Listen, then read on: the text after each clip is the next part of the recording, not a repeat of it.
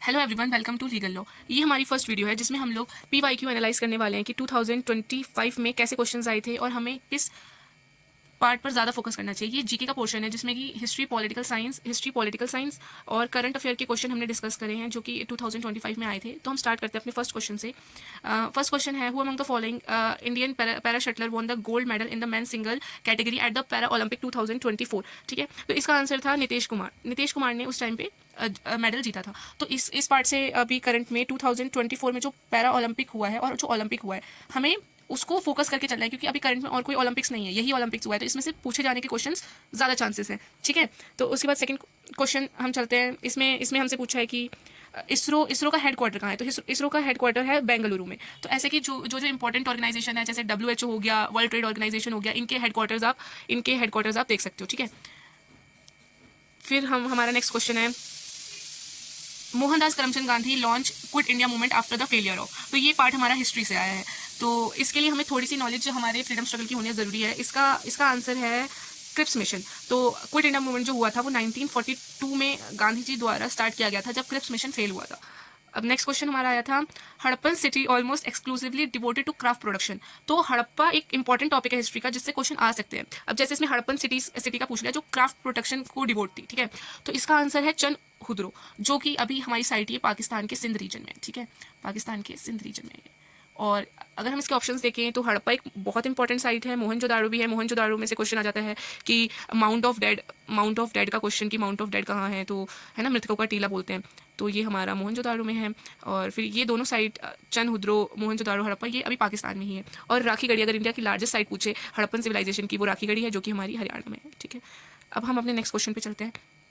इसमें है, national sample survey office is under government of India. मतलब कि किस मिनिस्ट्री के अंडर आता है नेशनल सैंपल सर्वे ऑफिस। तो ये हमारा आता है, एक सेकेंड, ये हमारा आता है ministry of statistics and programme implementation. Okay, next question हमारा था, who among the following was not a member of constituent assembly. तो इसका गेस आप लोग कर सकते हो। ज़्यादातर बच्चे कंफ्यूज होंगे क्योंकि कुछ नाम जैसे सरोजनी नायडू, नाइटेंगल बोला जाता था इनको, और जवाहरलाल नेहरू का तो आपने सुना ही है, first prime minister of India थे। और मतलब गांधी जी का नाम हमने फ्रीडम स्ट्रगल में सुना है, पर क्या वो कॉन्स्टिट्यूएंट असेंबली के मेंबर थे? तो नहीं, वो कॉन्स्टिट्यूएंट असेंबली के मेंबर नहीं थे। तो इसका आंसर होगा MK गांधी। अब नेक्स्ट क्वेश्चन है, कल्पसूत्रा मतलब किस रिलीजन का टेक्स्ट है? तो कल्पसूत्र हमारा जैन ट्रेडिशन का टेक्स्ट है। ठीक है, जैसे कि अब इसमें से क्वेश्चन पूछ लिया कल्पसूत्र का बताइए। अगर हमें पूछ लें कि बुद्धिस्ट ट्रेडिशन का टेक्स्ट कौन सा है, तो बुद्धिस्ट ट्रेडिशन का टेक्स्ट हमारा है त्रिपिटका। ठीक है, 3 बास्केट भी इसको बोलते हैं, ट्रिपल बास्केट भी बोलते हैं। ठीक है, और अगर हमसे पूछे कि जैन ट्रेडिशन ये किस लैंग्वेज में लिखा गया है, तो ये प्राकृत में लिखा गया है। और बुद्धिस्ट वाला किस में लिखा गया है? ये पाली लैंग्वेज में लिखा गया है। ठीक है, अब हम अपने नेक्स्ट क्वेश्चन पे चलते हैं, जो कि है हमारा, the Indian constitution prohibition of traffic in human being and force label this violets the. तो ये हमारा क्वेश्चन आया था आर्टिकल से, जो कि पॉलिटिकल साइंस का टॉपिक है। तो इसलिए हमें बेसिक नॉलेज ऑफ आर्टिकल होनी बहुत जरूरी है। ये हमारा राइट अगेंस्ट एक्सप्लॉयटेशन है, जो कि हमारा आर्टिकल 23 में आता है। अब राइट टू इक्वालिटी किस में है? राइट टू इक्वालिटी 14 में है। राइट टू फ्रीडम किस में है? वो 19 में है। और ऐसे ही हमें बहुत सारे होना चाहिए, जैसे आर्टिकल 21 जो राइट टू लाइफ बताता है। ठीक है, तो ऐसे क्वेश्चन आ सकते हैं। फिर उसके बाद हमारा है, on the bank of which river did lord Ram spend his first night while going on exile. तो इस क्वेश्चन में बहुत सारे बच्चों को कंफ्यूजन हुई थी, मुझे खुद कंफ्यूजन हुई थी, क्योंकि सरयू नदी, तमसा नदी दोनों अयोध्या में है, और ज़्यादातर बच्चों को सरयू नदी का पता था, पर इसका करेक्ट आंसर है तमसा रिवर, जो कि अयोध्या में ही है। और अगर हमें पूछे कि सीता माता ने अपनी प्रेयर कहाँ ऑफर करी थी एक्साइल में जाने से पहले, तो उसका आंसर था गंगा रिवर। ठीक है, तो यहाँ पे सीता माता ने अपनी प्रेयर करी थी कि एक्साइल से जाने से पहले कि सब हम लोग अच्छे से आ जाएं। ये सब तो ऐसा क्वेश्चन भी आ सकता है, तो इसको भी आपको ध्यान में रखने की जरूरत है। फिर हमारा नेक्स्ट क्वेश्चन है, who among the following is the author of Mahabharata. अब महाभारत का ऑथर सब लोग जानते होंगे, महाभारत के ऑथर हैं महर्षि वेदव्यास जी। अब रामायण का ऑथर कौन है? तो रामायण लिखी थी वाल्मीकि जी ने, जो कि थी संस्कृत लैंग्वेज में। और अगर पूछे कि अवधी लैंग्वेज में रामायण को किसने लिखा था, तो अवधी में तुलसीदास जी ने लिखा था। ठीक है, उसे रामचरितमानस के नाम से जाना गया था। अब क्वेश्चन है हमारा, governor general of name the governor of reserve bank of India. ठीक है, जो हमारे गवर्नर जनरल है उनका नाम बताइए। तो हमारे अभी गवर्नर जनरल जो प्रेजेंट में है वो संजय मल्होत्रा जी हैं। ठीक है, तो इसीलिए हमें जो लेटेस्ट अपॉइंटमेंट्स है उनको पढ़ना बहुत जरूरी है, क्योंकि अपॉइंटमेंट्स में से 2025 में बहुत क्वेश्चन आए थे। अब हमारा नेक्स्ट क्वेश्चन है, the objective resolution was introduce in constituent assembly bye. तो ऑब्जेक्टिव रेजोल्यूशन किसने इंट्रोड्यूस करा था? तो वो थे जवाहरलाल नेहरू जी, जिन्होंने करा था। और कौन सी डेट को करा था? 13 दिसंबर 1946। ओके, यही जाके बाद में हमारा प्रियम्बल बना था। और इसको एक्सेप्ट कब किया था, ये पास कब हुआ था, ये आप हमें कमेंट सेक्शन में बताएंगे।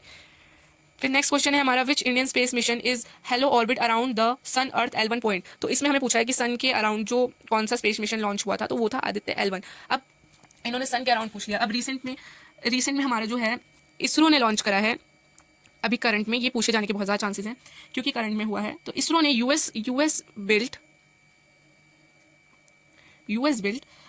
Bluebird black 2 commercial satellite launch करी है। कौन सी करी है? ब्लूबर्ड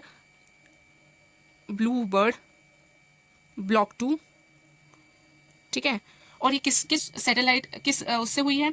तो ये हुई है LVM-3M6 इसके द्वारा की गई है। और ये हैवीएस्ट वेट की सैटेलाइट है जो कि हमारे कम्युनिकेशन को अच्छे से बढ़ाएगी, हमारी कम्युनिकेशन स्पीड को बढ़ाएगी। अब हमारा नेक्स्ट क्वेश्चन है, the minimum age required for becoming a prime minister of India. तो जो मिनिमम एज है, ये भी पॉलिटी का क्वेश्चन है, तो मिनिमम एज 25 ईयर्स है अगर आपको प्राइम मिनिस्टर बनना है तो। अब इन्होंने प्राइम मिनिस्टर की एज पूछी है, तो आप मुझे बताइए कि प्रेसिडेंट और वाइस प्रेसिडेंट की मिनिमम एज क्या है, बताइए कमेंट सेक्शन में बताइए। वैसे प्रेसिडेंट की 35 है और वाइस प्रेसिडेंट की भी 35 है, ठीक है। तो ये आपको पता होना चाहिए। अब नेक्स्ट क्वेश्चन है हमारा, विच of the following is not a direct tax. तो डायरेक्ट टैक्स और इनडायरेक्ट टैक्स की पहचान आपको होनी चाहिए क्योंकि इससे क्वेश्चन आ सकता है। और इससे क्वेश्चन जरूरी नहीं है कि इसी में आता है, एसएससी वगैरह के क्वेश्चंस भी इसमें यूज होते हैं। मतलब जैसे अगर आप एसएससी की प्रिपरेशन करें तो आप देखेंगे ऐसे क्वेश्चन वहाँ पे भी आते हैं, तो आपको थोड़ी नॉलेज होनी चाहिए।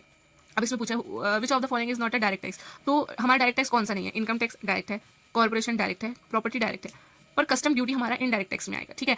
तो डायरेक्ट टैक्स वो होते हैं जो सीधा एक इंडिविजुअल पे बर्डन डालते हैं, और इनडायरेक्ट टैक्स वो होते हैं जो कि सीधा एक इंडिविजुअल पे बर्डन नहीं डालते। जैसे रिटेलर अपने कस्टमर से लेगा, ठीक है, और जैसे रिटेलर अपने कस्टमर से लेगा तो टैक्स तो रिटेलर पे है पर वो कस्टमर से ले रहा है ना, तो ऐसे ही इनडायरेक्टली पे होते हैं। अब हमारा नेक्स्ट क्वेश्चन है, निपुण Bharat mission is launch by which ministry. तो ये इसका आंसर था मिनिस्ट्री ऑफ एजुकेशन, ठीक है, मिनिस्ट्री ऑफ एजुकेशन ने ये लॉन्च करा था। अब हमारा नेक्स्ट क्वेश्चन है, UIDF की फुल फॉर्म यूनियन बजट के अकॉर्डिंग। तो बजट एक ऐसा टॉपिक है जिसमें से क्वेश्चन आने के बहुत चांसेस रहते हैं। अब जैसे इन्होंने 2024 और 23 का बजट पूछा है, तो अब आपको कौन से बजट को याद रखना है? आपको 24 और 25 के बजट को याद रखना है, ठीक है। और क्योंकि एग्जाम जब होगा तब तो यही रहेगा ना, क्योंकि अप्रैल में मतलब न्यू बजट जब भी शुरू होता है उससे पहले आपका एग्जाम हो जाएगा, तो आपको इस बजट को याद रखना है। तो इसका आंसर था अर्बन इंफ्रास्ट्रक्चर डेवलपमेंट फंड, ठीक है। तो आपको ये बजट का पता होना चाहिए कि इसमें क्या क्या इंपॉर्टेंट चीज़ें थी, इंपॉर्टेंट हाईलाइट्स। नेक्स्ट क्वेश्चन है हमारा कि the tropic of cancer passes through which of the following states of India. तो ये स्टैटिक जीके का क्वेश्चन है।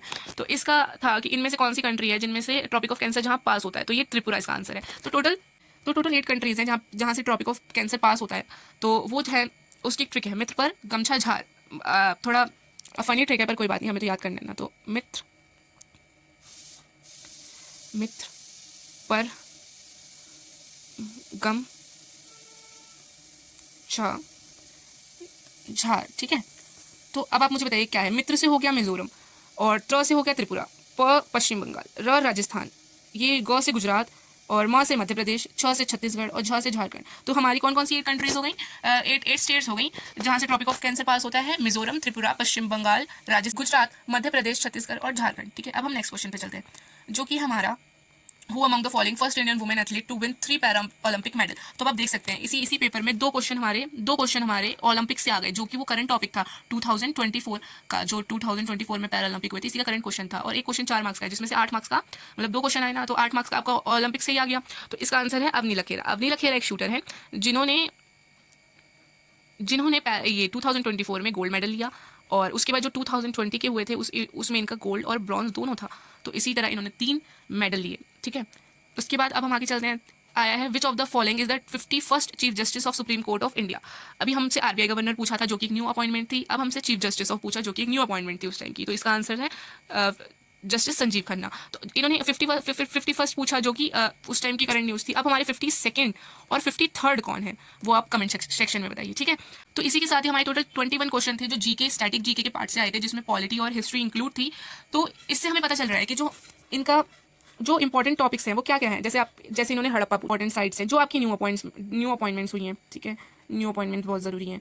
फिर उसके बाद ओलंपिक और पैरा ओलंपिक, हिस्ट्री में से आपका कॉन्स्टिट्यूशन आपको पता होना चाहिए, अपनी कॉन्स्टिट्यूएंट असेंबली के बारे में पता होना चाहिए, बुद्धिस्ट जैन टेक्स्ट के बारे में पता होना चाहिए, जो कि ये बहुत बेसिक थिंग्स है, ठीक है। अगर आप चाहेंगे तो इस पर मैं एक वीडियो बना दूंगी कि कौन कौन से इंपॉर्टेंट क्वेश्चन है। अभी हमारे एनालिसिस के हिसाब से ये ऐसे इंपॉर्टेंट टॉपिक्स थे जो मतलब आप एक बार पढ़ेंगे तो आपको ईजिली याद हो सकते हैं। तो ठीक है, अगर आपको पार्ट 2 चाहिए तो कमेंट्स में बताइएगा, पार्ट 2 भी अपलोड हो जाएगा, जो कि और सेक्शंस आए थे मैथ्स का और रीजनिंग वगैरह, उसमें जो इंपॉर्टेंट है फिर हम उसका एनालाइज करेंगे कि किस अकॉर्डिंग हमें अपनी आगे की तैयारी करनी है। और अगर आपको इसका पीडीएफ चाहिए, नोट्स चाहिए, तो आप कमेंट सेक्शन में प्लीज़ बताइए, और please subscribe for further updates and stay tuned. All the best.